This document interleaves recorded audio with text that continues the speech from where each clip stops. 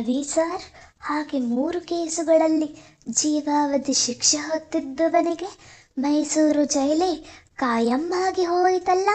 ನಿಧಾನವಾಗಿ ಜೈಲಿನ ಬದುಕಿಗೆ ಹೊಂದಿಕೊಳ್ಳತೊಡಗಿದೆ. ಅಲ್ಲಿ ನಾನು ನನ್ನ ಯೌವನದ 14 ವರ್ಷಗಳನ್ನು ಕಳೆಯಲೇಬೇಕಿತ್ತು. ಹಾಗಂತ ಧಾವಂತಗಳಿನ್ನೂ ಪೂರ್ತಿಯಾಗಿ ಮುಗಿದಿರಲಿಲ್ಲ. ನಮ್ಮನ್ನು ಉಳಿದೆಲ್ಲಕ್ಕಿಂತ ಹೆಚ್ಚಾಗಿ ಕೆಮ್ಮಣ್ಣು ಗುಂಡಿಯಲ್ಲಿ ಅಂಗಾತ ಬಿದ್ದಿದ್ದ ಉಡುಪಿಯ ಕೃಷ್ಣಮೂರ್ತಿಯ ಹೆಣ ಕ್ಷಣಕ್ಕೊಮ್ಮೆ ಆತಂಕಕ್ಕೆ ಈಡು ಮಾಡುತ್ತಿತ್ತು. ಅದೊಂದೇ ಒಂದು ಕೇಸಿನಲ್ಲಿ ನಾವು ಕೊಂದ 6 ಜನರ ಪೈಕಿ ಅದೊಂದೇ ಒಂದು ಹೆಣ ಪೊಲೀಸರ ಕೈಗೆ ಸಿಕ್ಕಿತು. ಸಿಗುವ ಹೊತ್ತಿಗೆ ಸುಮಾರಾಗಿ ಕೊಳೆತದ್ದು ನಿಜ, ಆದರೆ ಅದು ಕೃಷ್ಣಮೂರ್ತಿಯದೇ ಹೆಣ ಎಂದು ಸಾಬೀತುಪಡಿಸಲು ಪೊಲೀಸರಿಗೆ ಖಂಡಿತ ಸಾಧ್ಯವಿತ್ತು. 1986ರಲ್ಲಿ ಉಡುಪಿಯ ಕೃಷ್ಣಮೂರ್ತಿಯ ಕೊಲೆಯ ಮೊಕದ್ದಮೆ ಪ್ರಾರಂಭವಾಯಿತು. ಮೊಟ್ಟ ಮೊದಲ ದಿನ ಮೈಸೂರಿನಿಂದ ಮಂಗಳೂರು ಜೈಲಿಗೆ ಹೋದ ನಾನು ಮತ್ತು ಮಂಜ ಮಂಗಳೂರು ಜೈಲಿನ ವಾತಾವರಣವನ್ನು ಕಂಡು ದಿಗ್ಭ್ರಾಂತರಾಗಿ ಹೋಗಿದ್ದೆವು. ಮೈಸೂರಿನಲ್ಲಿ ನನ್ನನ್ನು ಒಬ್ಬಂಟಿ ಸೆಲ್ನಲ್ಲಿ ಚೈನ್ ಬೇಡಿ ಹಾಕಿರಿಸಿದಂತೆಯೇ ಮಂಗಳೂರಿನ ಸಿಂಗಲ್ ಸೆಲ್ನಲ್ಲಿ ಶ್ರೀಧರ್ನನ್ನು ಇರಿಸಿದ್ದರು. ಅವನಾಗಲೇ 2ನೆಯ ಬಾರಿ ಮಂಗಳೂರು ಜೈಲಿನ ಕಬ್ಬಿಣದ ಸರಳು ಕತ್ತರಿಸಿ ಪರಾರಿಯಾಗಲು ಪ್ರಯತ್ನಿಸಿ ಸಿಕ್ಕಿಬಿದ್ದಿದ್ದ. ಅವನ ಗೆಳೆಯರಾದ ನಮ್ಮನ್ನು ಜೈಲಿನೊಳಕ್ಕೆ ಕಾಲಿಟ್ಟ ಮರುಕ್ಷಣದಿಂದಲೇ ಸೂಪರಿಂಟೆಂಡೆಂಟ್ ಎಂ.ಎ. ಮಜಿದ್ ಅನುಮಾನದಿಂದ ನೋಡತೊಡಗಿದ. ಜೈಲಿನ ಉಳಿದ ಸಿಬ್ಬಂದಿಯವರಂತೂ ನಮ್ಮನ್ನು ಮನುಷ್ಯರೇ ಅಲ್ಲವೆಂಬಂತೆ ನೋಡಿದರು. ಮಂಗಳೂರಿನ ಕುದುಪಲ ಅಕ್ಕಿಯ ಊಟ ನಿಜಕ್ಕೂ ಹಿಂಸೆಯಾಗತೊಡಗಿತ್ತು. ಯಾವ ಚಿಕ್ಕ ಸವಲತ್ತೂ ಕೊಡದೆ ನಮ್ಮನ್ನು ಕಾಡತೊಡಗಿದರು. ಮಾರನೆಯ ದಿನ ನ್ಯಾಯಾಲಯಕ್ಕೆ ಹೊರಡುವಾಗಲೇ ನಾನು ಏನು ಮಾಡಬೇಕೆಂಬುದನ್ನು ನಿರ್ಧರಿಸಿಬಿಟ್ಟಿದ್ದೆ. ಮಂಗಳೂರಿನ ಮೊದಲನೇ ಅಡಿಷನಲ್ ಜಡ್ಜ್ನ ಸಮ್ಮುಖದಲ್ಲಿ ನಿಂತು ಅವರೆಡೆಗೆ ನೋಡಿದೆ. ಅವರ ಮೊನಚಾದ ಕಣ್ಣುಗಳು ನನ್ನನ್ನು ನೋಡಿದ ರೀತಿಯಿಂದಲೇ ಇದೇಕೋ ಎಡವಟ್ಟಿಗೆ ಇಟ್ಟುಕೊಳ್ಳುವ ಕೇಸು ಅನ್ನಿಸತೊಡಗಿತು. ಆ ನ್ಯಾಯಾಧೀಶರ ಹೆಸರು ಸಾಹಿತ್ಯ ರತ್ನರಾಜ ವೆಂಕಟಪ್ಪ ನಾಯಕರು ಅಂತ. ಅವರು ಎಂ.ಎ. ಮತ್ತು LL.M ಪದವಿಗಳನ್ನು ಪಡೆದಿದ್ದರು. ಭಾರೀ ಗಾತ್ರದ ಆಳು, ಕಪ್ಪಗಿದ್ದರು, ತುಂಬ ಪ್ರಾಮಾಣಿಕರು ಎಂಬ ಹೆಸರು ಮಾಡಿದ್ದರು. ಆದರೆ ಅವರ ಕಣ್ಣುಗಳು ಮಾತ್ರ ನಿಜಕ್ಕೂ ಮೊನಚಾಗಿದ್ದವು. ಅಂಥ ನ್ಯಾಯಾಧೀಶರ ಎದುರಿಗೆ ಕೈ ಜೋಡಿಸಿ ನಿಂತವನೇ, ಸ್ವಾಮಿ, ನನಗೆ ಜೈಲಿನಲ್ಲಿ ತುಂಬ ತೊಂದರೆಯಾಗ್ತಿದೆ, ತಾವು ಸಹಾಯ ಮಾಡಬೇಕು ಎಂದು ಕೂಗಿಬಿಟ್ಟೆ. ಏಯ್, ನಿಂಗೆ ಹೀಗೆಲ್ಲ ನ್ಯಾಯಾಲಯದಲ್ಲಿ ನ್ಯಾಯಾಧೀಶರೊಂದಿಗೆ ಮಾತಾಡುವ ಅಧಿಕಾರವಿಲ್ಲ. ನೀನು ಏನೇ ಹೇಳೋದಿದ್ದರೂ ನಿನ್ನ ವಕೀಲರ ಮೂಲಕ ಹೇಳಬೇಕು ಅಂದರು ಸಾಹಿತ್ಯ ರತ್ನ ರಾಜ ವೆಂಕಟಪ್ಪ ನಾಯಕ.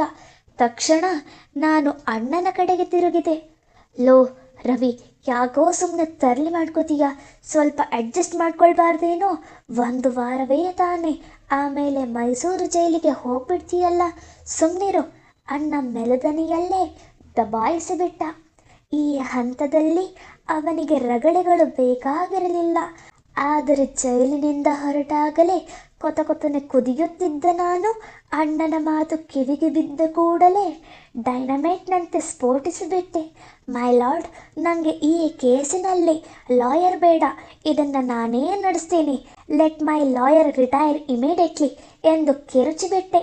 ಮೊಟ್ಟ ಮೊದಲ ಬಾರಿಗೆ ನಾನು ಅಣ್ಣನ ವಿರುದ್ಧ ಅಷ್ಟೊಂದು ಬಹಿರಂಗವಾಗಿ ತಿರುಗಿ ಬಿದ್ದಿದ್ದೆ. ನಿಜ ಹೇಳಬೇಕೆಂದರೆ ಅಣ್ಣ ತುಂಬ ಅಂತಃಕರಣದ ಮನುಷ್ಯ. ಇವತ್ತಿಗೂ ನನ್ನನ್ನು ಚಿಕ್ಕ ಹುಡುಗನನ್ನು ನೋಡಿಕೊಂಡ ಹಾಗೆ ನೋಡಿಕೊಳ್ತಾನೆ. ನನಗಿಂತ ಸುಮಾರು 9.5 ವರ್ಷ ದೊಡ್ಡವನು. ಅಂಥ ಮನುಷ್ಯ ಕೋರ್ಟ್ ಹಾಲ್ನಲ್ಲಿ ನಾನು ಸ್ಫೋಟಿಸಿದ್ದು ಕಂಡು ದಂಗಾಗಿ ಬಿಟ್ಟ. ಆದರೆ ನಾನು ಮಾತನಾಡಿಯಾಗಿತ್ತು. ನಾನು ಹಂತಕನೇ ಇರಬಹುದು. ನ್ಯಾಯಾಲಯದಲ್ಲಿ ನನ್ನ ಪರವಾಗಿ ಯಾರು ವಾದಿಸಬೇಕು ಎಂಬುದನ್ನು ತೀರ್ಮಾನಿಸುವ ಹಕ್ಕು ನನಗೆ ಖಂಡಿತ ಇರುತ್ತದೆ. ನಾನು ಯಾವ ಹಂತದಲ್ಲಿ ಬೇಕಾದರೂ ನನ್ನ ವಕೀಲರನ್ನು ತಿರಸ್ಕರಿಸಬಹುದು, ಬದಲಾಯಿಸಬಹುದು. ನಾನೇ ವಕೀಲನಾಗಿ ನಿಂತು ನನ್ನ ಪರವಾಗಿ ವಾದಿಸಿಕೊಳ್ಳಬಹುದು. ನ್ಯಾಯಾಧೀಶ ಸಾಹಿತ್ಯ ರತ್ನ ರಾಜ ವೆಂಕಟಪ್ಪ ನಾಯಕರು ಅಣ್ಣನಿಗೆ ಈ ಕೇಸಿನಿಂದ ರಿಟೈರ್ ಆಗಲು ಹೇಳಿದರು. ಆದರೆ ಸ್ವಾಮಿ, ನನಗೆ ಇವರೇ ವಕೀಲರಾಗಿರಲಿ. ನನ್ನ ಪಕ್ಕದಲ್ಲಿ ಆ ತನಕ ನೆಲಕ್ಕೆ ಹೋಳಿದ ಕಂಬದಂತೆ ನಿಂತಿದ್ದ ಮಂಜ ಇದ್ದಕ್ಕಿದ್ದಂತೆ ಅಣ್ಣನನ್ನು ತೋರಿಸಿ ರಾಜ ವೆಂಕಟಪ್ಪ ನಾಯಕರಿಗೆ ಹೇಳಿಬಿಟ್ಟ. ಅವನಿಗೆ ಆ ಕ್ಷಣದಲ್ಲಿ ಯಾಕೆ ಹಾಗನ್ನಬೇಕನ್ನಿಸಿತೋ ಆ ಧೈರ್ಯ ಅವನಿಗೆ ಅದೆಲ್ಲಿಂದ ಬಂತು ಇವತ್ತಿಗೂ ಗೊತ್ತಿಲ್ಲ ರವಿ ಸರ್. ಬಡ್ಡಿ ಮಗ ಮಂಜ ಉಡುಪಿಯ ಕೃಷ್ಣಮೂರ್ತಿ ಮರ್ಡರ್ ಕೇಸಿಗೆ ಯಾರು ನಿರೀಕ್ಷಿಸಿದ ತಿರುವು ಕೊಟ್ಟು ಬಿಟ್ಟ.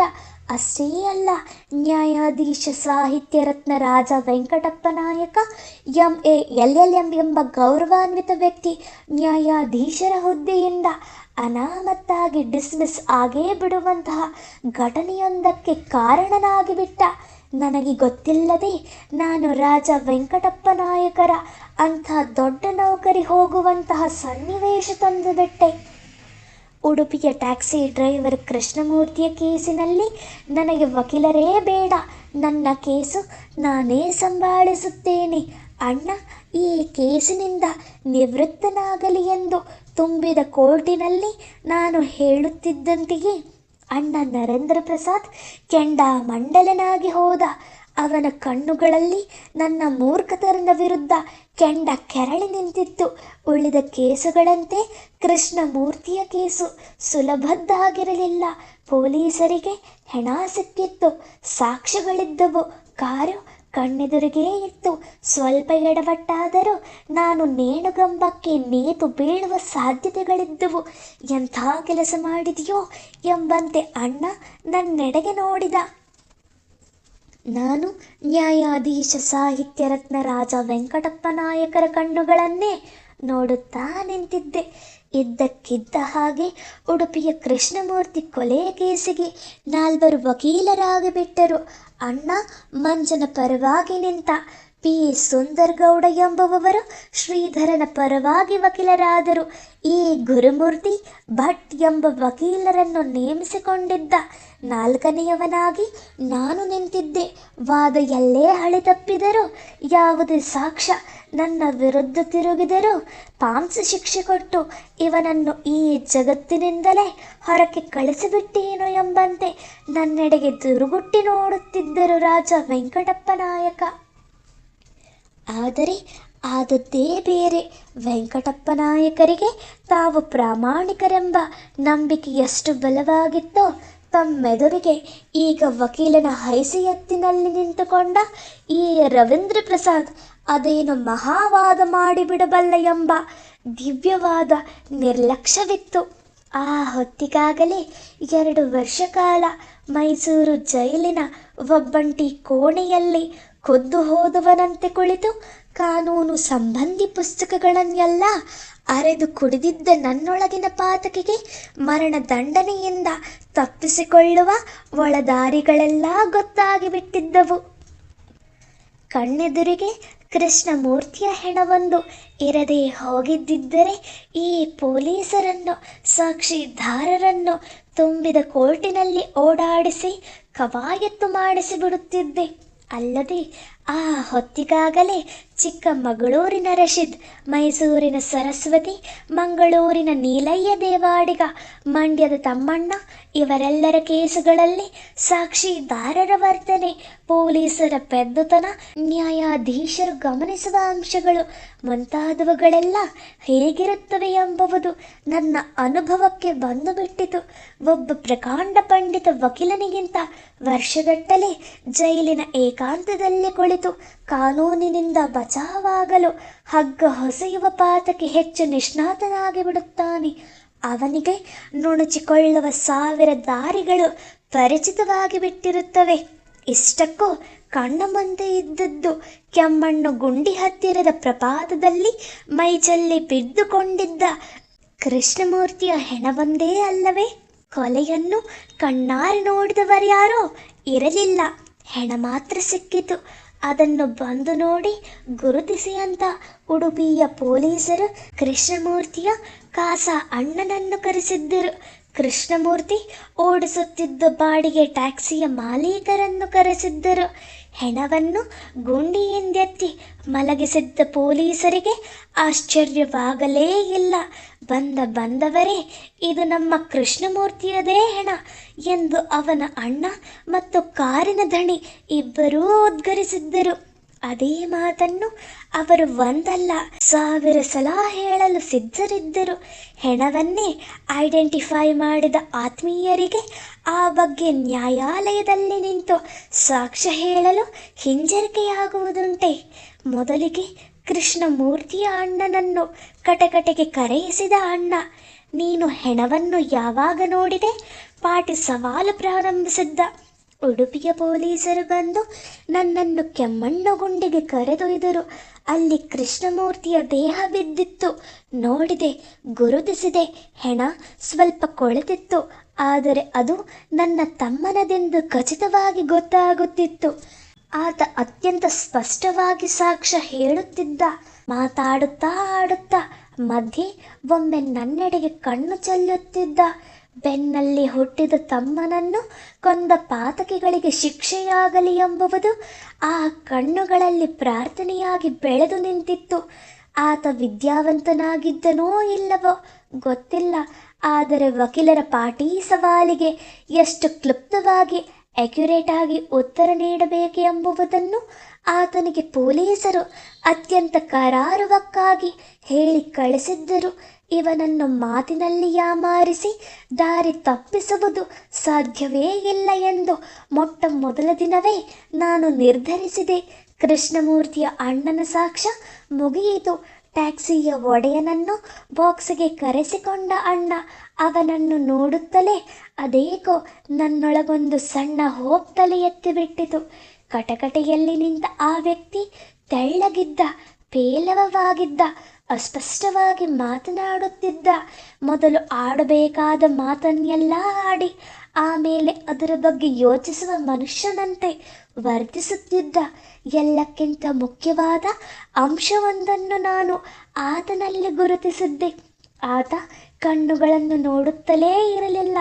ತಕ್ಷಣ ನಾನು ನಿರ್ಧರಿಸಿದೆ, ಈ ಮನುಷ್ಯ ನನಗೆ ಉಪಯೋಗಕ್ಕೆ ಬರುತ್ತಾನೆ. ಇವನೊಬ್ಬ ಟ್ಯಾಕ್ಸಿ ಮಾಲೀಕ. ಕೃಷ್ಣಮೂರ್ತಿ ಕೇವಲ ಒಬ್ಬ ಡ್ರೈವರ್. ಇವನಿಗೆ ಬಂಧುವಲ್ಲ, ಮಿತ್ರನಲ್ಲ. ಸಾಕ್ಷ್ಯ ಹೇಳುವುದು ಇವನ ಪಾಲಿಗೊಂದು ಅನಿವಾರ್ಯ ಕರ್ಮ. ಪೊಲೀಸರು ಕರೆದಿದ್ದಾರೆ, ಅದಕ್ಕಾಗಿ ಬಂದು ಕಟಕಟೆಯಲ್ಲಿ ನಿಂತಿದ್ದಾನೆ. ಇಂತಹವನನ್ನು ಡಿಫೀಟ್ ಮಾಡುವುದು ತುಂಬಾ ಸುಲಭ.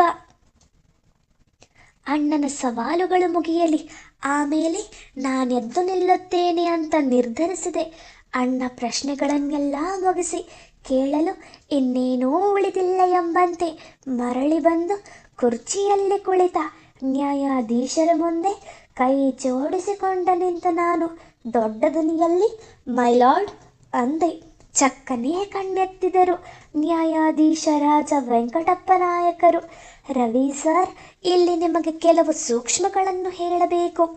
ರಾಜ ವೆಂಕಟಪ್ಪ ನಾಯಕರ ವ್ಯಕ್ತಿತ್ವ, ವರ್ತನೆ, ಆ ಕ್ಷಣದಲ್ಲಿ ಅವರಿಗಿದ್ದ ಮೂಡ್, ನ್ಯಾಯಾಲಯದ ವಾತಾವರಣ ಎಲ್ಲವನ್ನೂ ನೀವು ಅರ್ಥ ಮಾಡಿಕೊಳ್ಳಬೇಕು. ಈ ರಾಜ ವೆಂಕಟಪ್ಪ ನಾಯಕರು ಲಂಚಕೋರರಲ್ಲ ಅನ್ನೋದನ್ನು ನಿಮಗೆ ಮೊದಲೇ ಹೇಳಿಬಿಟ್ಟಿದ್ದೀನಿ. ಆದರೆ ಸ್ವಲ್ಪ ದುಡುಕಿನ ಮನುಷ್ಯ. ತುಂಬ ಸುಲಭವಾಗಿ ಒಂದು ನಿರ್ಧಾರಕ್ಕೆ ಬಂದು ಬಿಡುವ ಸ್ವಭಾವ. ಅಲ್ಲದೆ ಅವತ್ತು ಅವರು ಬಹುಶಃ ತುಂಬ ಹೆವಿಯಾಗಿ ಊಟ ಮಾಡಿದ್ದರು. ಇದೇನಿದು ಸಂಬಂಧವಿಲ್ಲದ ಸಂಗತಿ ಹೇಳ್ತಿದ್ದೀನಿ ಅನ್ನಿಸುತ್ತೇನೋ ನಿಮಗೆ. ನ್ಯಾಯಾಧೀಶರು ಎಷ್ಟಾದರೂ ಮನುಷ್ಯರೇ ಅಲ್ವಾ ಸರ್? ಅದರಲ್ಲೂ ರಾಜ ವೆಂಕಟಪ್ಪ ನಾಯಕರಿಗೆ ಒಂದು ವಿಚಿತ್ರ ಅಭ್ಯಾಸವಿತ್ತು. ಅವರಿಗೆ ನ್ಯಾಯಾಲಯ ಆರಂಭವಾಗುವ ವೇಳೆ ಬೆಳಗ್ಗಿನ 10:30 ಅಂತ ಗೊತ್ತಿತ್ತು. ಆದರೆ ಅದನ್ನು ಇಷ್ಟೇ ಹೊತ್ತಿಗೆ ಮುಗಿಸಬೇಕು ಎಂಬುದು ಮರೆತು ಹೋಗುತ್ತಿತ್ತು. ಕೆಲವೊಮ್ಮೆ ರಾತ್ರಿ 10 ಗಂಟೆಯಾದರೂ ವೆಂಕಟಪ್ಪ ನಾಯಕರು ಕುಳಿತೇ ಇರುತ್ತಿದ್ದರು. ವಕೀಲರ ವಾದ ಕೇಳಿಸಿಕೊಳ್ಳುತ್ತಿದ್ದರು. ಕೈಗೆತ್ತಿಕೊಂಡ ಕೇಸು ಫೈಸಲು ಮಾಡಿಯೇ ಮನೆಗೆ ಹೋಗುತ್ತೇನೆಂಬ ಹಠ ತೊಟ್ಟವರಂತೆ ಕೂತು ಬಿಟ್ಟಿರುತ್ತಿದ್ದರು. ಅವರ ದೇಹ ಕೂತಿರುತ್ತಿತ್ತು ನಿಜ, ಮನಸ್ಸು ಯಾರ ಮನೆಯ ಆಳು ರವಿ ಸರ್? ಪಾತಕಿಯಾದವನು ಸುಮ್ಮನೆ ಜಡ್ಜಿನ ಮುಂದೆ ಕೈ ಜೋಡಿಸಿ ನಿಂತು ನ್ಯಾಯಸ್ಥಾನದ ಮುಂದೆ ನಿಂತಿದ್ದೇನೆ ಅಂತ ಭಾವಿಸಿಕೊಂಡರೆ ಸಾಲದು ಸರ್. ತನ್ನಂತಹುದೇ ಮತ್ತೊಬ್ಬ ಮನುಷ್ಯನೆದುರು ನಿಂತಿದ್ದೇನೆ ಅನ್ನೋದನ್ನು ಪದೇ ಪದೇ ನೆನಪು ಮಾಡಿಕೊಳ್ಳಬೇಕು. ನನಗಿದ್ದಂತೆಯೇ ಆತನಿಗೂ ಮನಸ್ಸಿದೆ, ಮೂಡ್ಗಳಿವೆ, ಆಯಾಸವಿದೆ, ಸುಸ್ತಿದೆ, ಬೇಸರವಿದೆ, ಮೈ ಮರೆವಿದೆ, ನಿರ್ಲಕ್ಷ್ಯವಿದೆ, ತೂಕಡಿಕೆ ಇದೆ, ತಲೆನೋವಿದೆ. ಇದೆಲ್ಲವನ್ನು ನಾನು ಕೃಷ್ಣಮೂರ್ತಿಯ ಕೊಲೆ ಕೇಸಿನಿಂದ ಬಚಾವಾಗಲು ಬಾಗಿಲುಗಳನ್ನಾಗಿ ಬಳಸಿಕೊಳ್ಳಬೇಕು. ಯಾವ ಬಾಗಿಲು ಮೊದಲು ತಟ್ಟಲಿ, ಎಲ್ಲಿ ಯಾಮಾರಿಸಲಿ?